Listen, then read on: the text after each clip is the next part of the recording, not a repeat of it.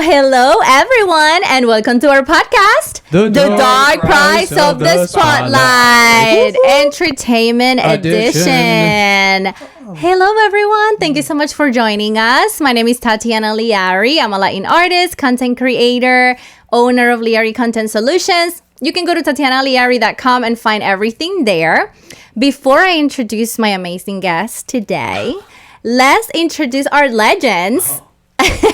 Judah, Crombie, and Illa Noize. Oh, thank you very much. Thank you guys. Thank you. You're so kind. Judah. Yo. Who are you?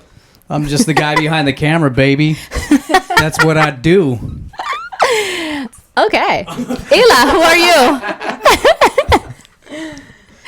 What's up, guys? Illa Noize here, music producer, credits are Netflix, Hulu, and much more. There you go. Awesome. And they keep adding up. I love it. Our guest today, I'm very excited because our guest today is not only a singer, dietitian, a super mom, beautiful person inside and out, and he happens to be my best friend for many, many years. So welcome, Aidsa Rodriguez. Yay, finally. I finally made it on the podcast after talking about it for some time. I know, aka Itzy. AKA Itzy. Yeah. Like Itsy Bitsy, like it was. Oh, yeah, Itsy Bitsy Spider. No. Well, No, I mean, I've gotten it all. Itsy Bitsy Spider, Itsy Bitsy Teeny Weeny Yellow Polka Dot Bikini. Holy crap, I like that one. yeah. No, but my handle on like Facebook, well, not Facebook, but on Instagram, TikTok is like Itsy Long. So I don't know. There you I've just go. gone That's with cool. that for like the What's long longest. about you? Where did you get it long from? It's just long. It's a long story. Oh, that's what it is. It's a long story. Okay. It was something silly We'll between get my to that, mom I'm and sure. I. It was like something funny between my Okay, mom that's and I. fun. Well, yeah. tell the people who you are. Well, you just said it so Well, I good. did it for you, you know? So yeah, I'm a singer in the Central Florida area. I'm part of a band called the Menendez Brothers band. I'm also part of a They're band amazing. out of California. They're called the Celebrity House Band. Ooh. And the cool thing about that band is that we get to do a lot of like the background vocals to a lot of these big artists. One of the latest ones was the late Toby Keith. I've worked with like Macklemore, Wow. Tommy DeCarlo from Boston. But I've also done things on my own, like with people like Shakira. I was able to do the background vocals for Shakira for No the way. El Dorado tour Yeah. in 2018. So that was like one of my favorites. That's incredible. Yeah. And you're also working like in something for Disney? Yeah, so recently I've been doing a lot more things like voiceover and just doing vocals for Disney on Ice, and that one has been like one of my favorite projects right now, just because like I feel like there's like this nostalgia about it. I feel like I'm older, but I feel like I don't know, I'm Older. getting this like appreciation and love for Disney even more now. I don't know. Right? like- The older you get, the more you love Disney for some reason. I thought you don't said know. Diddy for a second. Oh, yeah. No. We don't love Diddy here in this podcast. No. For Disney. So yeah, I've been doing the Disney on Ice, which has been really, really cool because they go on tour in the US and then they also do a European tour. And then recently I was asked by Michael Cochran, he's an thank amazing you, producer, Michael, to do the background vocals and vocals as well for the Disney stuff for Christmas now for Disney on Ice. Nice. So That's awesome. So you're going to hear, her voice somewhere. yeah, That is I can't tell incredible. you exactly I which love songs it. yet because we're not like releasing that information just yet, and of course they have to decide which songs are going to be put out there. But the one that's recently out was like the we don't talk about Bruno. That one I can talk about it because that was on there. So yeah, You were on that song? for the Disney on Ice. Oh, yes. that's freaking awesome. yeah. So if you take Crushing your it. kids there, you're going to be Yeah. hearing her voice. Oh, I will. Yeah. Isn't it cool? We love that song. Yeah, Well, absolutely. the whole movie, yeah. The whole movie is pretty cool. yeah. Well, today's episode is awesome because it's all about the Menendez brothers and their connection with Menudo. And the reason why we wanted to talk about this is because she is a true crime fan. She loved that, and she called me and she was like, I just wanted you should talk about the Menendez brothers. And I'm like, you know what? Everybody's talking about it, so I need to get into that. And I that's asked how it you all started. if you had even seen the series yet. So. So I said, why don't you come and do it with me? And that's how she came. So I'm very excited with that. For those who don't know about the case, I'm just going to talk a little bit about it. So let me give you a short review. So what did the Menendez brothers do? So Jose and Kitty Menendez were found dead inside their Beverly Hills mansion after being shot 13 times in August with a shotgun. in 1989. How is there anything left? Wow. There was Good question. Yeah, exactly. Their sons, Eric and Lyle, called the police, telling authorities that they had got home and found their parents dead. Okay, the brutal nature of this crime led authorities to think that maybe it was a mob hit. But mobs, they usually know how to clean up very well. So, yeah. The brothers started to draw attention because of their behavior. So they started kind of like having like a lavish spending sprees, including buying Rolex watches, gambling, partying, all this stuff, right? Yeah. And a confession to their psychologist was their undoing. So the doctor's girlfriend audio recorded everything. They're making the admission and reported it to the authorities. So in March of 1990, the brothers were charged by the police. They went to the trial in 1993, and the brothers admitted to the killings, but argued that they acted out of self-defense. Lyle and Eric. So we shot him 13 times. Honey, hold on. I know. That's what I'm saying. Okay. She's like, okay, I'll get into it. Yeah. So Lyle and Eric testified they confronted their parents about the sexual abuse and the things that had become kind of like a little bit bad in the house. And they say that they believed that their parents were planning to kill them. Family members testify about the abuse they witnessed with Jose, but none said that they saw any sexual abuse at first hand. Now, prosecutors argue their motive was money. They painted the brothers as spoiled sons who thought they could get away with anything. Okay. Now, the first trial ended in a mistrial because it was kind of hard for the jurors to be like, man, is there really wanted to put them to death when we don't know if that's true about the sexual abuse? And there was a lot of evidence as far as witnesses in their family, right?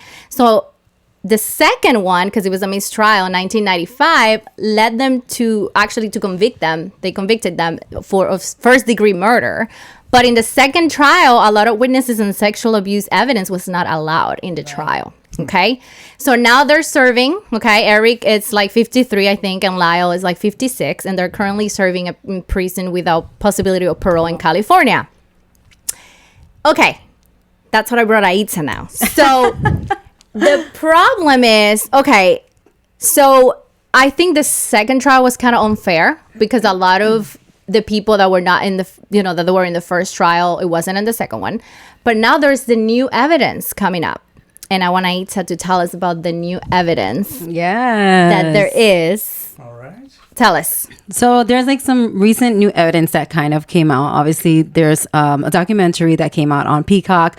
This was like from 2023, I believe. Yeah. It was called the Menendez and Menudo Brothers, bad experience or something like that, right? I can't quote like the exact name of like what the documentary was because I actually haven't seen it myself. Yeah. But it's on the list of something to see. So basically, in there's a person named Roy Rosello or Rosello. Yeah. He basically was able to talk about how he was himself sexually abused or molested by Jose Menendez when he was part of the group Menudo at that time. And he was only at that time, I believe, somewhere around 13 or 14 years old when it first happened in their home in New Jersey. And then there was other incidences of abuse as well, or being sexually molested 2 times, but they said that there's potentially some more individuals who were potentially molested that have just not come up. Right. And, this is a big break in the case because they're able to kind of bring that back and show that, that there were other individuals that, they got abused. So they give a credibility to the brothers. Exactly. Now, it was a letter too. Yeah. There was a letter. Yeah. So there was a letter also. So in the same year that they did the killings that they were, this was 1989, about 8 months prior. So very early in the year, Eric had sent a letter to his cousin. His name was Andy Cano. And in the letter, I actually have a little bit of what he said. So in the letter to Andy Cano, so Andy Cano is a cousin of the Menendez brothers, and he did testify in the first trial. Again, they weren't able to use that afterwards. Unfortunately, in 2003, Andy Cano passed away from an overdose. Oh, wow. And the reason that they found this letter is because Andy Cano's mother, who's still alive, had found the letter and was able to bring it out. In his room? Yeah, they actually have the letter with real his actual writing, his so that they're able to say he was typed up or anything like that. And so I'm just going to read exactly what the letter says. So in the letter, Eric Menendez writes, I've been trying to avoid Dad. It's still happening, Andy, but it's worse for me now. I can't explain it. I never know when it's going to happen, and it's driving me crazy. Every night I stay up thinking he might come in. I need to put it out of my mind. I don't know what he meant by that 8 months ago, right? Like, I need to put it out of my mind, or he just wants to get out, or like if at that point he had any thoughts or anything like that. But this is Eric we're talking about. In the documentary, it makes it seem as if like Lyle is the one that kind of had the ideas of like, you know, killing the parents or whatnot. But with this letter, sometimes I'm like, you know, their words can be like misconstrued as to like he was already planning something ahead of time or not. So hopefully they can use the letter to benefit them, because I do believe, you know, obviously they killed them, right? Like there's no denying it, but it's like there are some new so there are new laws in place in the state of California that also can protect some of these individuals who are rape victims, etc. Doesn't mean that they excuse the fact that they kill them, right? But it can lessen their sentence. Basically, like, don't quote me on the type of the laws that there are there, but there are these laws that can help with that. And so that's why it's important to bring those into place. So what's important about this new information or this new evidence is that there's, you know, the judge basically has to make a call as to whether they want to do like a resentencing or, you know, basically change the charges altogether. So there's the, I believe the defense attorney, let me see. Yeah, I have some info. Yeah. So there's a defense attorney. His name is Mark Geragos. He basically said that his office sent some information to the judge saying that they want to do a hearing in November 29th. And they will ask during that hearing that the brothers be resentenced on a lesser charge of voluntary manslaughter. If that were the case, they're going to be out. They would be out, like, because for manslaughter you would serve a much lesser sentence. Exactly. But there's also the ability to just like do a new sentencing for them to have like 50 years, and with the possibility of parole, which again, with these new laws in place, they could still be out like on parole or something like that, right? But if the judge says go ahead, you know, and says for the resentencing to happen, then at that point, the state parole, I believe, let me see, the district, the state, the head of state of parole is the one that would make that call. And at that point, if they go ahead and like allow for this resentencing to happen, then the governor would like also make the call at the end of the day and say like if he wants to like provide clemency or that leniency or that mercy or whatever they want to call it towards them, and see if they would get like, you know, released from jail. So I mean, if all of that were to happen, and you know, we're talking about this November, we're not talking about like next November, we're talking about right now, meaning that if all of this like goes as planned, what do you think? I think it might happen. Okay, do you think they're gonna go out? Yeah, absolutely. Because the governor did mention that he would be okay with providing some of that clemency, basically that mercy towards them, if all of this like happens and it kind of comes down and trickles down to him. So if that's like the line of like authority, if that's like how the things are supposed to happen, then, you know, and he's okay with providing that, then they might be able to. So there's a possibility that they're gonna get out. And I have a lot of problems with that. I think they serve enough that they could be out, right? I don't think they're any danger to the society or anything like that. But at the same time, I know the word sexually abused, and I don't know how that would feel, right? Mm-hmm. And all the time having that issue. But to shot them 13 times, there is no self-defense there, in my opinion. No, for sure. It was premeditated, because it was not something that they're like, oh, I'm having this problem and like, oh, there's a shotgun right here, let me just go ahead and shoot him. There's freaking planning. You bought the shotguns. So for you to be, how bad was this Jose Menendez for you to be that afraid that he was gonna go kill you?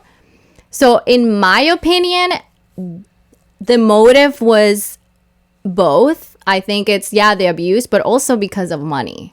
Because they could literally just be like, okay, you're doing this to us, we're gonna be out, we're gonna leave, and good luck. But then that means that they were gonna lose everything. The father was not gonna give them any money anymore. They're probably gonna be get out of the will. So for me, if it was, oh, I'm gonna kill them, I'd rather kill them and then be without money at the same time. That's also a motive of money, in my opinion. This is just my opinion. But again, I've never been abused like that, like every day. I don't know how that would feel, because even Roy Rosselló, which I'm going to connect that with Menudo, he says that he tried to kill his abuser. And not tried, but he planned it because he hated it so much, you know? So I don't know what goes into these people's mind, but at the same time, like, you did the crime. Right. So you got to pay for it. I don't care what happened, but how old were they when they did the crime? 17 and 21.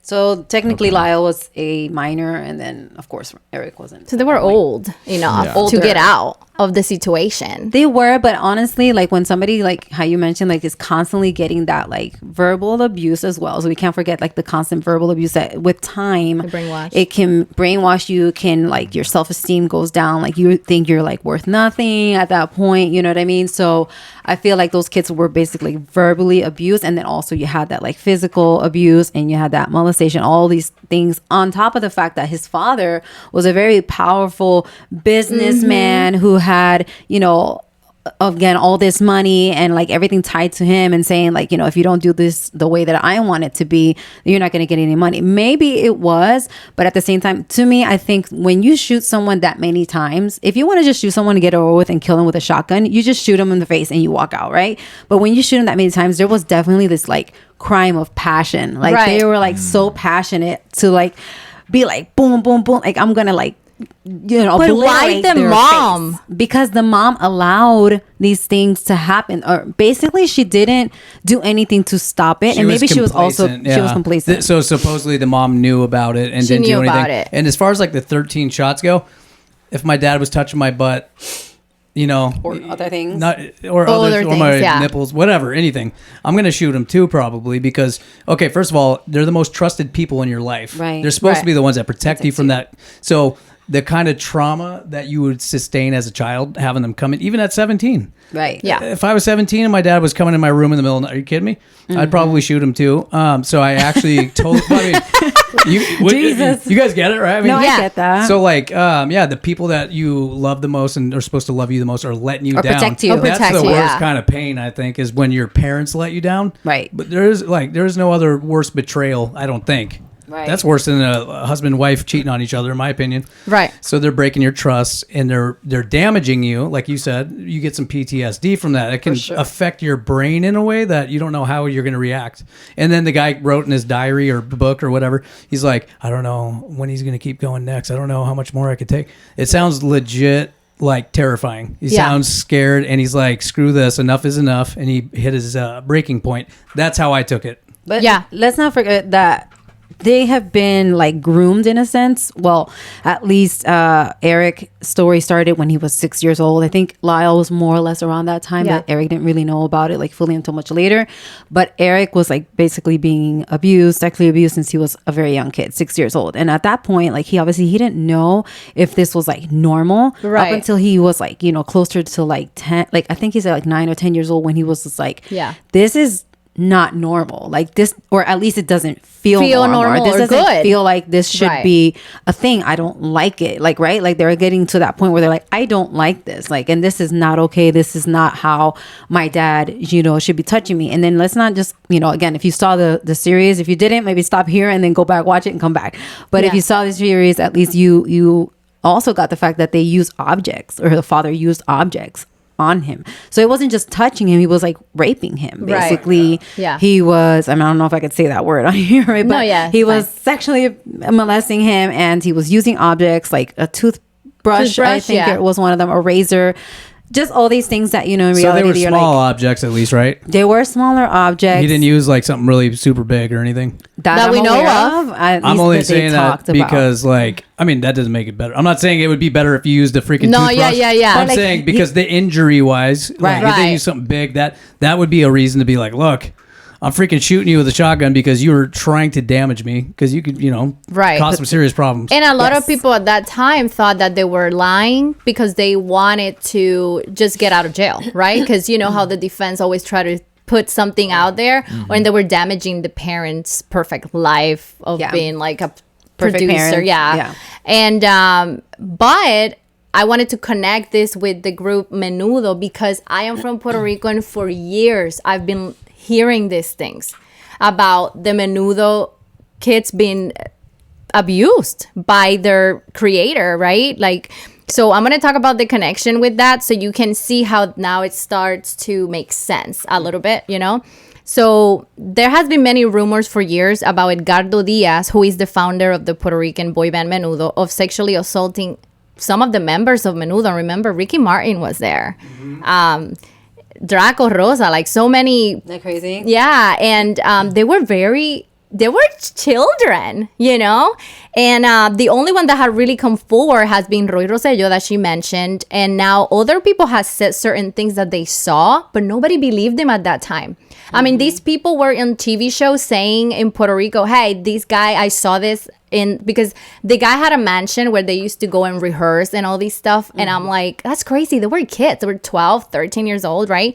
So Papo Gili, which is one of the session musicians for the Menudo band, said that every time they were on tour with Edgardo Diaz, he would put like two members together, you know, like when we go on tour, you might have a roomie, girl roomie, right? So he did that. Okay, two boys here, and then the extra one, because there were 5, he'll be like, oh, he's staying with me in my room. And he was always the youngest. Of course. Yeah. So they wouldn't say anything or anything. They wouldn't say anything. So he found it weird, but he didn't say anything. It was just a musician. Who cares, right? Then, I don't know if you remember Rey Reyes. He was one of the Menudo. He passed away recently. His brother said that one time he went to the Menudo mansion, and this is really crazy. And when he asked about his luggage, they're like, oh, we put it in Edgardo's room. And he's like, why is my luggage there? But he's like, okay. So he went to pick it up. And when he opened the door, there was Roy. Well, there was Edgardo Diaz and Roy cuddling with Roy. And he was 14 years old. Cuddling? Like he was on bed or something? On the bed, yeah. He wasn't cuddling with his penis then? I don't know. I actually don't know. But he actually said that he saw that. And all these, there's evidence of them saying this in TV shows, and nobody did anything because Edgardo But this Diaz is back then. Back then. But the thing, nobody really listened to the fact that boys were potentially being assaulted or, you know, molested as well. Nobody believed that. It was like hard to believe that a boy or a man, male could be sexually Because that was what, assaulted. 90s? In the 90s or 80s? Yeah, 80s and 90s. Yeah, the 90s. So, and that's how crazy it is, because then how do you connect that to this? Well, what happened was the connection is that Jose Menendez was the chief operating officer of RCA Records, who signed Menudo for millions of dollars. Okay, so Roy explained in that documentary, if you have not seen it, it's so sad to listen to him, because he said that he went to the house, but before he was going to the house and he was with Edgardo said, hey, we're going to go to the house of this powerful guy, right? And you're going to do it for Menudo. Like, whatever is going to happen there, you're going to do it for them. Oh, my God. Right? So when he goes there, you know, he went to dinner and to the house and everything. He was only 14. And they offered him wine. He's 14 years old. You cannot do that. But Jose Menendez was like, oh, you should drink. You know, he drank it. He felt dizzy. And at the next day, he woke up in a hotel. Sounds familiar, huh? Yeah, So they've very been doing okay, so Hollywood is its own separate thing from this thing, right? But it's kind of similar, right? Right. Mm-hmm. Yeah, so that's been going on, and it was much more prevalent back in those times, right? Especially with boys and stuff, because back then there was that stigma, right? Boys don't get There was no molested way. or raped. Are you serious? What? Yeah, Do I they look don't like I believe get that. raped? No. Right. Like, so it was more hush-hush. So the kid was 14, and Menendez was the one that gave him wine and all that stuff? Because it was his house. So he's the dad of the two boys that are now. This was a house in New Jersey? Like, this was like when there's like in New Jersey. Yeah.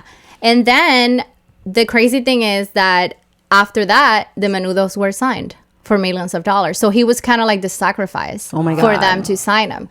And it's really sad because he said that the next day he woke up in the hotel and he was bleeding like crazy. Bendito. And Edgardo just said to him, oh, it's okay. You'll be fine. You'll heal. You know? And it's like, Roy this said is crazy. in the Peacock Roy said documentary. in the Oh, okay. I would documentary. be crying. I'm sure this question goes without asking, but he was bleeding from a certain area. Exactly. And went to the I mean, you're talking about a 14-year-old That's sad. kid with like someone in like their 40s and maybe at that Yeah. point in time. Like, this is like a well-developed individual. Like, doesn't care about who they are, doesn't care, like he's just wants his way. He's clearly drugging him. Let's just call it what it is. You know what I mean? Like, yeah, he gave him some wine, but he probably added some other things. And I think he mentioned that in there too. Like he felt like he was drugged at that point. Yeah, because he was like so, old easy. Well, he also said when he first got to the house that Jose Menendez looked at him like a piece of meat. Yeah, like he looked down, at him, looked at him like up and down. I could believe that. Oh, absolutely. Yeah.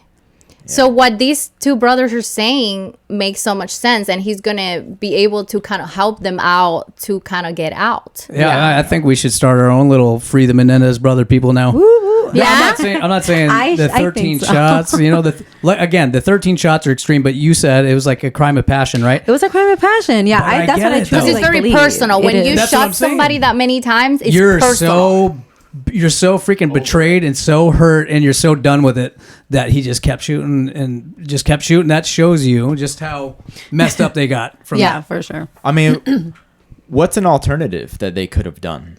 They could have left. They could have left and stay with no money. They were brainwashed. So it's like so in their mind they're like, we can't, when we leave, like we're nobody, he's gonna kill us, or so like in homeless. In psychology there's like this, like I don't really know what the terminology is for it, but there's like this terminology, like they use the like the frog in the boiling water, right? Like so when you put a frog in boiling water with their toes first and you do it little by little, by the time they're completely like in, it's just like it's too late. They're already in. But if you were to like just dump a frog in the boiling water, like out of nowhere, it's like they're like, whoa, I'm out of here if they can't get out, right? But when they're like doing it like just a little bit and then they kind of go back a little bit and they show some love and then they do it a little bit and they show some love and respect. That's how Jose Menendez would do this, because he was first the father, he's trusted, and then you know you're grooming them at a young age, and then they get to a point where they're just like, they truly probably believed that like their life would be over. And like, again, in the show it shows like that Eric felt like he was just like the son who was supposed to be like the golden child and turned out not to be that way, right? Like, he turned out not to be like the golden child that Jose wanted him to be. And so to him, he was almost like a disappointment. So almost like, how can we just kind of get rid of these kids already because they're just such a disappointment? We'll start fresh. And he would do that. He'd like move different places to kind of like start fresh again. So it's like, who's to say that he would get rid of their kids and then move again? If I'm not mistaken, I don't know if it was Eric, that he wanted to go when he was going to college, or he was going to go to college, he said, perfect, I'm gonna go here, and he was gonna be far away, right? But then Jose said, over my dead body, you're gonna go right here, you know, like very close to me. So he knew that he couldn't get out of it, which is also, you know, terrible. But the only issue that I have is that the next day that happened, they were able to live in the house where everything happened. That's one. Second of all, the fact that they were just buying all these things afterwards and they wanted the will to be like written to them or something, or given to them so fast. For me, that was a hard time for me to understand if it was just because of the abuse or it was just because of money. And that's why I stand with it was both for some reason. Because they're used to lavish life. Yeah, they're used to that. Think about it this way, though. If somebody does that to you, right? Yeah. They're basically showing, I don't give a crap about you. I don't care about you. I'm going to do what I want for my own pleasure, right? My own twisted pleasure. I'm going to use you and abuse you, right? So in their opinion, they're like, man, F these people. And so if you're going to kill them, why not? And then they're young. Why not use some money? I mean, they're young, right? You got 17-year-olds like with all the money in the world, 17 and 21-year-old with all the money in the world. Like, honestly, like, I mean, I don't know. I felt I was kind of mature at 21, but I mean, I'm pretty sure I was like still developing. Well, you do the We'd same be thing? spending money, guys. We'd be out spending money right now. You got children we 21, spending all 17. the money they have. They're like, oh my God, I have nobody to control it. Nobody to control me. Nobody telling me what to do. Nobody like molesting me. And you know, it's like we won. We're no longer it's like getting abused. Yeah. Well, I'm free. That's a question then. Okay, so let's say that the molesting and raping and all that stuff did not happen, right? Do you guys think, based on like what you've seen of the Menendez brothers, their character, right? Right. Do you think they're still going to kill their parents like that? Or do you think everything's normal and it's just a normal family, right? That's the real question. Right. That shows you the true motive. Like, is it about the money or not? I think that the money ended up being like a perk. It was like a perk. They're like, hey, you know what? Screw it. They freaking did this to us. I don't mind spending their money. Right. That's what I feel too. I feel like, they did this for so many years. Like, I don't care if I'm just gonna blow all the money at this point. Like, you know, I'm like you said, like I'm free to do what I want. You know, this is like my way of like freedom, like just having the things that I want without having to like bypass my father. You know what I mean? Obviously, that's not like a reason to kill your parents, but as far as like the molestation goes, again, like he was brainwashed, or they were brainwashed, like from a very, very young age, and groomed to believe that this is like normal behavior. And I think that also changes, like, you know, like your chemical balance in your like brain, maybe, like, to, you know, you're kind of developing that like mentality that, like, you know, think this is normal for me, but then you kind of like snap out of it, like, no. Plus the guy was super powerful, like a mafia boss dude, the dad, right? Super powerful. So how do you deal with a super powerful guy that you fear? You're not gonna go play like little games like, I'm gonna go run away to the neighbor's house, I'm gonna go to my cousin's house. He was too powerful. You're gonna be like, all right, this guy's gonna track me down, kill me, I have to take him out. I have to eliminate the threat. And then he did. He eliminated the threat. And like you said, I think the key element to this whole thing is the grooming thing and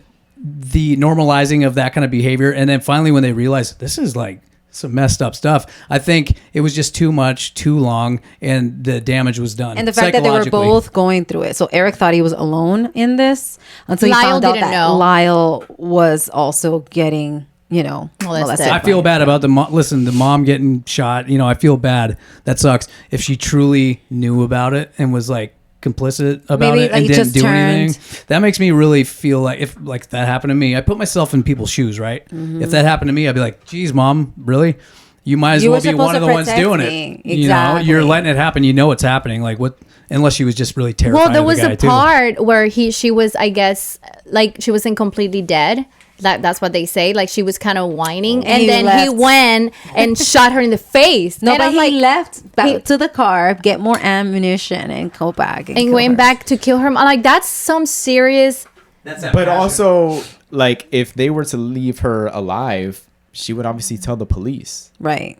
So like, that's very premeditated and I mean, that's very thought of, you know what I mean? But we can't just, you know, we're not denying the fact that they did it. They're not denying the fact that they killed their parents. They're just you know, they're just saying that there was, you know, like the motive, and they felt like at that age, being young, that they didn't know any other way out. You know what I mean? They truly felt, at least in their minds, they thought like, if we don't do it, you know, the father has said certain things that make it seem like maybe he will kill us. You know what I mean? Like, or get rid of us somehow. Yeah. Was the dad actively in the act of like trying to molest him or rape him at the time of the shooting, or no? No, they were watching TV like nothing happened. So it's definitely premeditated. So the argument that they'll make, right, is that this is premeditated. You weren't in the act of defending yourself. I disagree. No, you went to get the shotgun. But I disagree, though, because I think you're in a state of constant self-defense. Yeah. Right. I think you're like living like for survival. You're looking for a reason. You're looking for any way out.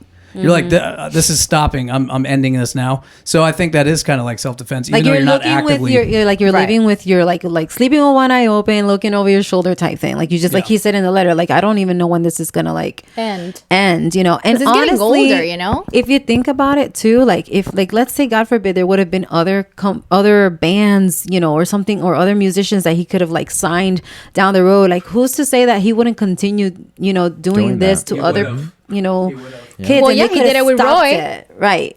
And that was a long time ago. But if he would have continued in this path of being like, you know, some kind of authoritarian in this like field, like for, you know, musicians and things like that, bringing in young individuals, like kind of like I'm not saying Lou Pearlman was that way, right? But like Lou Pearlman had a lot of like bands and stuff like that. What if like he was that person that brought in a lot of like singers and artists and making these little bands and like saying like, you need to do this. And that's what happens in Hollywood and happens in the music industry that we talked about before. But it's and that's how you say, like, this is how it kind of all ties into like the music industry, because he did do this to this particular individual, but who's to say he didn't do it to many more who haven't spoken, you know, or maybe are too scared to speak. I just think that they need to did it to his own kid. He would have done it to once you're at that point, you don't just jump right to your own kid. You're that messed up of a person. I guarantee that. Well, okay, I got to be careful about guarantee, right? That comment, but I strongly feel like there's probably dozens, if not hundreds, of victims, because you don't just go start doing that with your own kid, right? Unless I agree, but what about Edgardo Diaz that supposedly molested all these kids from Menudo, and nobody wants to come forward? Yeah, I feel like more and more people, maybe there will be people, if this case does go to, like, if it goes to the hearing, you know, goes to the hearing on the 29th, and, you know, maybe if there's like some back into it, like that no one's like coming up and saying like that they were molested, maybe they'll be like, okay, I need to speak up, maybe I need to say something, because if not, these guys now, because there were kids at one point, but these like men now in their 50s are going to continue serving this life, and they don't consider them anymore a threat to like society. Like the threat was really like towards the parents, it's not like towards other people, so they feel like that they could be let go, and they've done things like while in jail, while knowing that they were never going to get out, which is like also really interesting. Like when you find out that you're going to like serve life in prison, some people don't do anything. They're just like, there until the day they die, and they don't do anything. But they made programs for like, individuals for rehabilitation, things like that. They graduated for college too, I think, one of them. They've, educated themselves. Like they've done things to like improve themselves and improve the lives of others while living in or being incarcerated. So I think that like shows like their character now. And, they're definitely probably more suitable now, and just matured at this point. I would hope so. Well, they didn't kill anybody else other than their parents. Yeah. Right. So this isn't like one of those like, these guys are crazy. No. Yeah, they shoot their parents and then they go, on a shooting spree. Right. They took out the threat. And I really think that if the second trial would have been just the same as the first one, they would have never gone to jail. Yeah, they could have gotten like manslaughter. Or maybe manslaughter, maybe like a few years instead of... And that's the thing. So if it does go to the hearing and they say like, let's resentence or do like the whole manslaughter thing, then they could literally just be out, because by this time they've already served more than enough time. To me, it sounds like a manslaughter case. To me, personally. Yeah. I'm not like super familiar with all the details, but the rundown that you guys gave me, I'm thinking...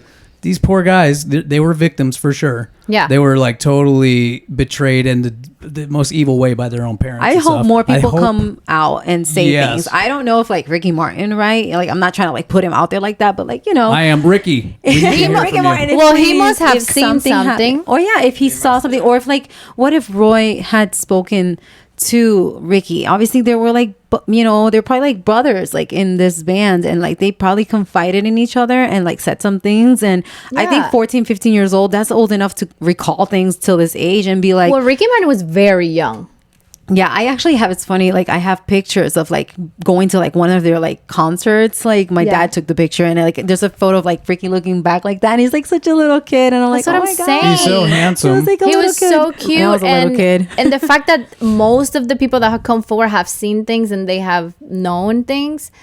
I think if these allegations are true, they need to come forward, and Edgardo Diaz needs to go to jail. Even if they don't want to admit if they were themselves molested, but they could say like, yes, it's true, Roy did mention this so many years ago, but we didn't like think much of it at the time, or we were really young, we thought that was part of like the business or whatever, like we didn't realize that this was like not okay, you know what I mean? Well, officially, Ricky Martin, if you ever hear this, you are invited, number one, to share some stuff. Number two, I feel like, oh gosh, I just threw myself off with picturing Ricky Martin. So I totally forgot. He's so handsome. He is so handsome. He's so beautiful. But no, I feel like the stigma is what's really hurting the males today, still to this day, because guys are afraid, right, that if they come out and say, I was too touched by Diddy or this guy or molested, that guy, they feel like people are gonna, they're gonna make fun of me. They're going to give you a hard time. Well, maybe not on public, maybe not like the media. Right. But your friends sure as hell are. You're going to get with your friends at the party and be like, he touched you? Yeah. Like, you let that happen? You probably wanted it. Like, guys get really, silly. There is one from Menudo that talks in that, I don't know his name, but he said that he tried. To say something? No, he tried to, Edgardo Diaz tried to touch him, and then he went to like, kind of like, go like this behind him with a towel, and he stood up to himself and he said, no, this is not okay, stop. Was he older than all of them? He wasn't. Well, maybe a little bit older. I can't remember. But then Roy said, you can see Roy's eyes like almost saying, man, I wish I had the courage that you had at the moment to say no, because he didn't have it. And that was so sad to see, because when he said that, you can see his eyes like... I think because in this industry, like especially them, they were so young, they just wanted to be famous, and I think that, you're sold this like lie that like, hey, everyone does it, like, don't worry. Yeah. I won't tell no one if you won't tell, especially at 14 years old, you know what I mean? Well, and Roy's mom got a car and a house. To let him... His mom? Wow. I was just about to say, to add to what you were saying, right? So a lot of the Diddy victims are saying that same thing too, which is this was normal way of life. I get in there, I get introduced. Dangle the goods in front of you. Oh, hey, what are you doing? This is just what we do, baby. This is how we roll, right? Oh. That one big actor, the big dude that's on all the Axe body spray commercials, and he's flexing his... Terry Crews. Terry Crews. Big dude. Oh, yeah. What about dude's him? a beast. Well, he came out and said how one of these directors came out and just started grabbing his ding dong. Oh, just my like God. grabbing it. And he's like, multiple times I And was he's a molested. big dude. He's a big buff dude that would Like- probably rip that guy's head off. Yeah. But they still do it. Like the to audacity. him. So I was like, hey, I applaud Terry Crews because he's like, I don't care if people are going to give me a hard time. Screw it. So he's like saying this happens more to guys than we even realize, especially in the entertainment. Maybe because like they know that the guys won't really say anything. That's so they're probably like, what it girls is. might You're say something, but right. guys they might not. So we might get away with it. Like Corey Feldman, he's the one that came out in the early 2000s. He was the one that started saying that, blowing the lid off. Like I was surrounded by these vultures, these molester people, and that's what they are. The secret to keep it a secret is because guys are way more reluctant. True. And well, honestly, women still have a hard time coming out and saying it. Right. People don't like to be like, they don't like that victim feeling of like coming out, and I don't want people to feel bad for me, man. I hate that feeling. Right. So it's like there needs to be more like Me Too movement type of stuff. I agree. Right. Don't let it get hijacked by everybody, because that's what kind of happened, and it took away the steam from like the real victims. Yeah. So there needs to be true. something like that again, part 2. Yeah. Because I it's mean, super too. clearly freaking worse now than it was. It never stopped. He never Right. stopped. Exactly. I'm blessed to say like that like has not happened to me, but I will say my like lifetime experience, like women are treated, at least in my experience, like a piece of meat, as you mentioned before, or the men, they kind of grab you like when you don't ask for it. You know what I mean? Like I've had men like that just met me, instead of being like polite and just like shaking my hand or nice to meet you, like, well, what do you do? Like, what kind of music do you sing? It's just like very like aggressive, like, hey, so yeah, and I think that your name should be changed to this, and you should drive this, and you should, oh, you have a boyfriend, get rid of him. And it's just like, whoa, like you coming at me at 100 miles an hour. I just met you and you're trying to sell me this. Oh, I work for Sony, or I work for whatever. I'm the talent scout. Like, here's my number. And you're just like, did I even ask for this? Like, did I approach you and say, hey, how can I and it's just like coming at you because you're female and that you don't have anything to say, and you can't even get a word in at that point either. Right. And so I feel like those scenarios happen to me more, it's like so frequently, that like that side of like the industry just kind of like made me just not like it, because it was just like, man, if I have to deal with this every single time, like, And there is always like, at least what happens to me that have made me very disappointed of the music industry is the fact that they want you to be someone that you're not.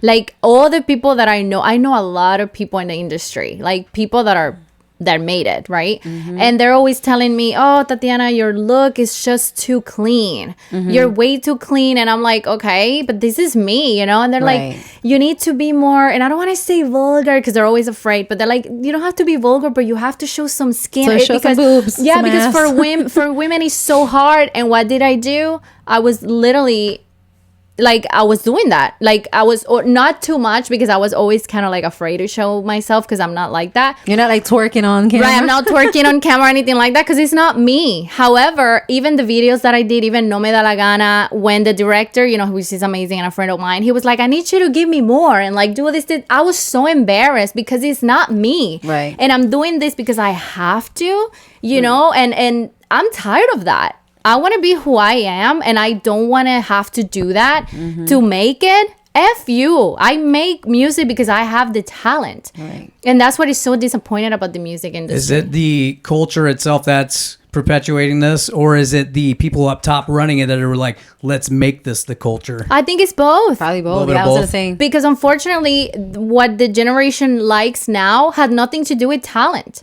It's whatever has more fame. Oh, this More is followers. trending. Yeah. This is trending right now. We need to like it. I see that all the time with my daughter Abigail. She watches a lot of these artists and stuff. I'm like, she's like, check this song out, Dad. I'm like, oh, cool. Is this that one guy so and so? And she's like, no, Dad. Like all mad. I'm like, it sounds like a clone. It sounds like the same beat, the same voice, the same topic. Nothing is different. Everything's the same. What they're talking about. Yeah. I'm like, everybody sounds kind of like a clone now. We're back in the 80s, 90s, and stuff like that. You had everybody was kind of original and had their different unique styles. You'd be like, Yes. that's Busta Rhymes right there. Oh, that's T.I. Oh, that's Lil Wayne. Like it Yeah. all changed. Now it's like It's kind of the same thing. Yeah. I'm not dissing them. There's a lot of talented musicians. Don't get me wrong. They sound great. They But I have think good voices, but they sound very similar. Well, and to I each think a other. lot of that's probably up top telling them probably this sells. This is what's like selling. Do this. Like everyone Right. wants to sound like Billie Eilish right now. Right. Like everyone has that voice. Like they sing. Well, as a Yeah, producer, Sabrina Carpenter. I mean, don't get me wrong. yeah, I so like her, I thought but she she was that sounds one. just like everyone else Yeah. in a sense. Like I her was gonna voice. say I love some of her songs, super catchy and this Super. and that. But yeah, I thought she was this other person. I don't know if it was Billy, but one Yeah, of those, I one of would those always be people. like, "Is this a new Billie song?" And then I'd hear it. And I'm like, "Oh," or look at the name. I'm like, "Oh, okay." I guess and it's about what sells, really. Like you say, Right. like what's really like catching on. Like how can they make you do that? How can they like change you to be like what's like Right. really So selling?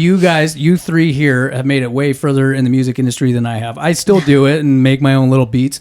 Do you guys see that? Like when you guys are around other artists and producers and this and that executives, do you kind of get that sense that they're just trying to push this thing like it's a machine that's like, you want to be part of this? You're going to be in the machine. Well, Is that it's kinda not what you that. guys It's just got? that I have people that are powerful enough that if they would help me, I'll probably be somewhere now.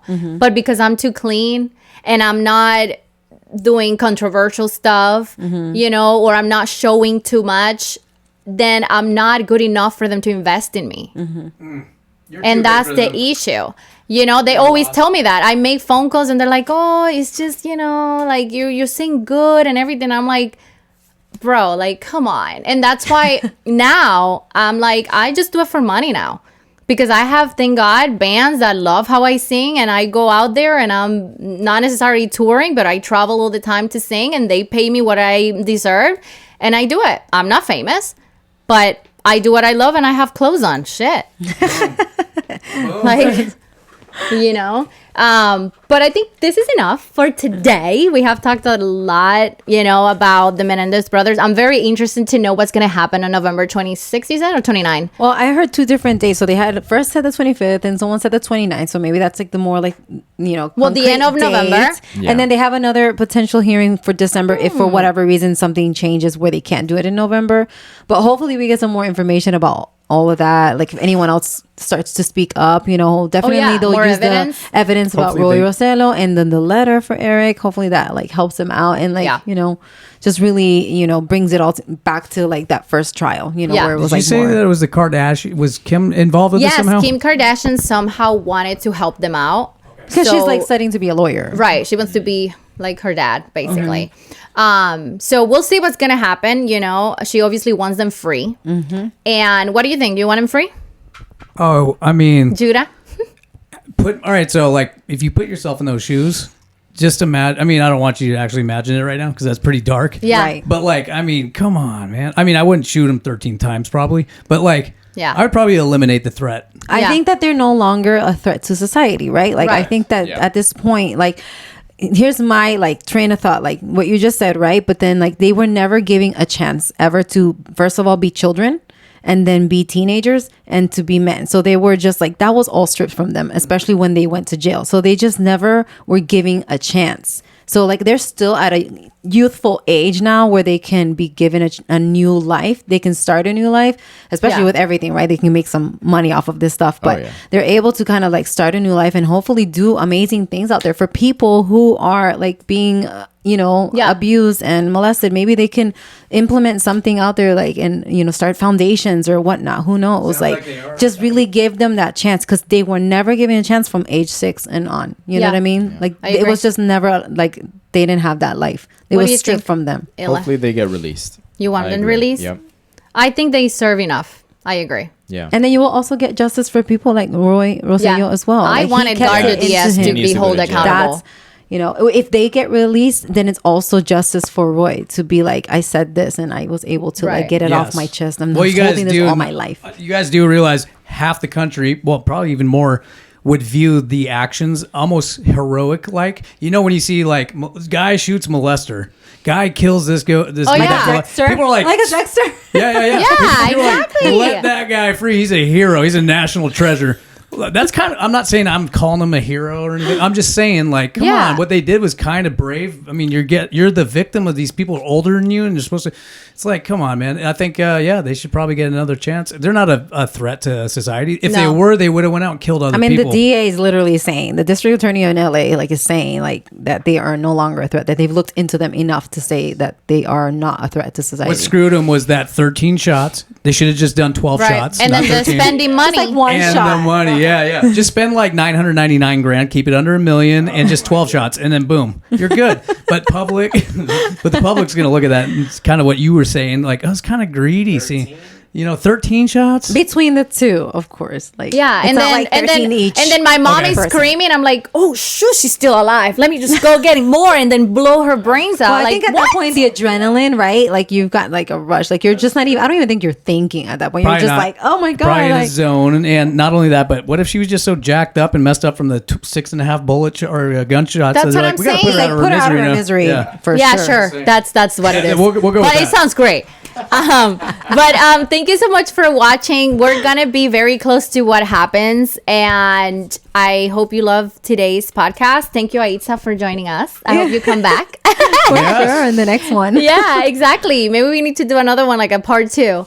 So thank you guys. Remember to subscribe, and we will see you next time. Share, subscribe, love. La la la.